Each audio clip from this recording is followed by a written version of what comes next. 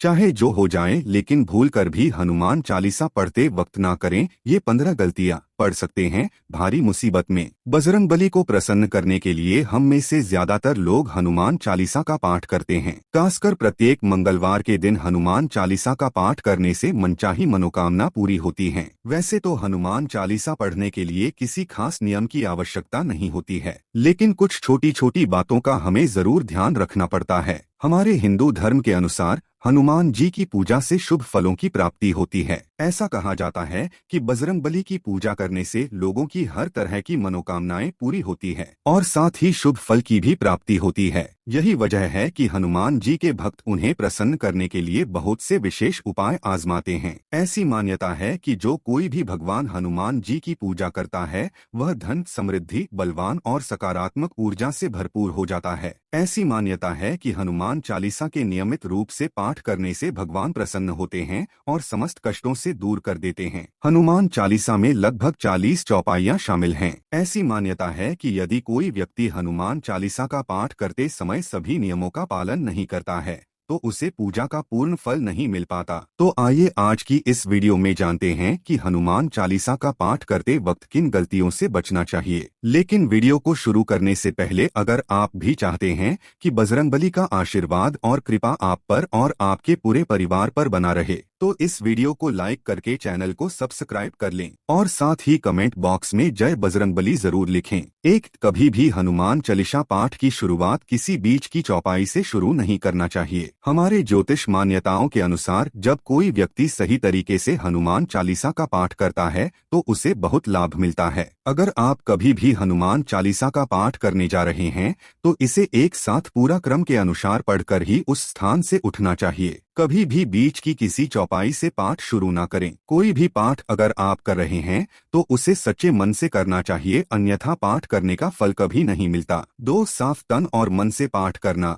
ऐसा माना जाता है कि अगर आप अपने घर में हनुमान चालीसा का पाठ करते हैं तो हमेशा शुद्ध तन और मन से मंदिर में दीपक प्रज्वलित करके हनुमान जी का ध्यान करते हुए पाठ करें। ऐसा करने से पाठ का पूरा लाभ मिलता है। 3, तामसिक भोजन और मदिरा का सेवन। यदि आप हनुमान चालीसा का पाठ करते हैं तो सुनिश्चित करें कि आपको भूलकर भी तामसिक भोजन या मदिरा का सेवन नहीं करना चाहिए। ऐसा करने से आप हनुमान जी के क्रोध का पात्र बन सकते हैं। हनुमान जी बाल ब्रह्मचारी हैं। इसलिए आपको हमेशा मांसाहारी चीजों और शराब के सेवन से दूर रहना चाहिए, तभी आपको पूजा का विशेष फल प्राप्त होगा। 4, किसी से व्यर्थ का झगड़ा करना। यदि आप हनुमान चालीसा का पाठ करते हैं तो ध्यान रखें कि आपको भूलकर भी किसी निर्बल या असहाय को सताना नहीं चाहिए और साथ ही किसी से व्यर्थ में झगड़ा नहीं करना चाहिए। यदि आप भी हनुमान चालीसा का पाठ करते हैं तो ध्यान रखें कि आपको किसी का भी अपमान नहीं करना चाहिए और किसी के लिए भी अपशब्दों का प्रयोग नहीं करना चाहिए। आप अगर हनुमान चालीसा का पाठ करते हैं तो आपको गरीबों को भी नहीं सताना चाहिए बल्कि गरीबों की सहायता करनी चाहिए। 5, जीवन साथी को छोड़कर किसी अन्य रिश्ते में बंधना। अगर आप शादीशुदा हैं और हनुमान चालीसा का पाठ करते हैं तो आपको अपने जीवन साथी के अलावा किसी दूसरे औरत से रिश्ते जोड़ने की बात नहीं सोचनी चाहिए। ऐसा करने वालों को हनुमान चालीसा के पाठ का लाभ कभी नहीं मिल पाता। किसी विवाहित पुरुष को किसी अन्य पराई स्त्री से संबंध नहीं रखना चाहिए। अगर कोई स्त्री भी हनुमान चालीसा का नियमित रूप से पाठ करती है तो उस स्त्री को भी अपने पति के अलावा किसी अन्य पुरुष से संबंध नहीं रखना चाहिए। अगर किसी व्यक्ति की शादी नहीं हुई है तो उसे किसी भी पराई स्त्री से दूर रहना चाहिए। यदि कोई व्यक्ति हनुमान चालीसा का पाठ करता है तो उसे इन सभी बातों का अच्छी तरीके से ध्यान रखना चाहिए। 6, गरीबों और जानवरों को सताना नहीं चाहिए। यदि आप घर की समृद्धि के लिए हनुमान चालीसा का पाठ करती हैं तो भूलकर भी किसी जानवर और गरीब को न सताएं। ऐसा करने से पूजा का फल नहीं मिलता है और घर में दुख बने रहते हैं। घर में नकारात्मक ऊर्जा का वास हो जाता है और घर से सुख समृद्धि हमेशा के लिए चली जाती है। 7, कोई अपराध ना करें और झूठ ना बोले। यदि आप हनुमान चालीसा का पाठ करते हैं तो आपको किसी भी प्रकार का अपराध नहीं करना चाहिए। आपको किसी के साथ छल कपट करने से भी बचना चाहिए और झूठ नहीं बोलना चाहिए। अगर आपके मन में किसी के प्रति छल कपट और द्वेष है तो इससे आपको पूजा का फल कभी नहीं मिलेगा। 8, हनुमान चालीसा पढ़ने में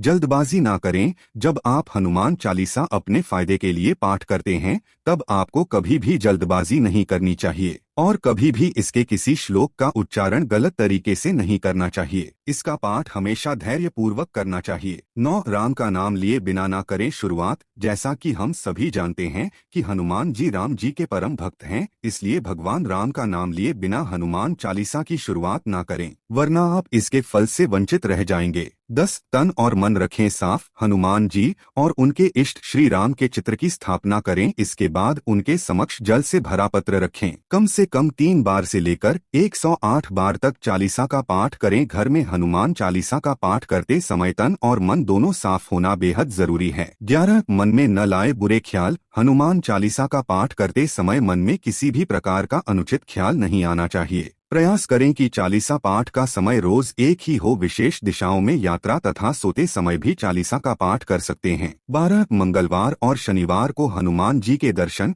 हनुमान चालीसा का पाठ करने वाले व्यक्ति को मंगलवार और शनिवार के दिन हनुमान मंदिर में जाकर हनुमान जी के दर्शन जरूर करने चाहिए। यदि आप मंगलवार या शनिवार के दिन हनुमान मंदिर में जाकर उनके सामने घी का दीपक जलाकर और हनुमान चालीसा का पाठ वहीं बैठकर करते हैं तो इससे बड़े से बड़े कष्ट दूर हो जाते हैं। 13 कभी भी गलत संगत वाले लोगों के साथ में ना रहे। यदि आप हनुमान चालीसा का पाठ करते हैं फिर भी गलत लोगों की संगत में बैठते हैं, उनका साथ उनके गलत कामों में साथ देते हैं तो आपका पतन निश्चित है। इसीलिए ऐसे लोगों से दूरी बनाकर रखें। 14 हमारे ज्योतिष के अनुसार मंगलवार के दिन हनुमान का पाठ 3 बार करने से बेहद शुभ माना जाता है। जब भी आप पाठ करें तो सबसे पहले एक पात्र में जल भरकर रख लें। उसके बाद जब हनुमान चालीसा का पाठ संपन्न हो जाए तो उस जल को ग्रहण कर लें। इससे आपको लाभ तो मिलेगा ही, साथ ही हनुमान जी भी जमकर अपनी कृपा आप पर बरसाएंगे। 15 सूतक काल। परिवार में जब किसी इंसान की मौत हो जाती है तो वहाँ सूतक काल मान्य रहता है। जब तक यह सूतक काल रहता है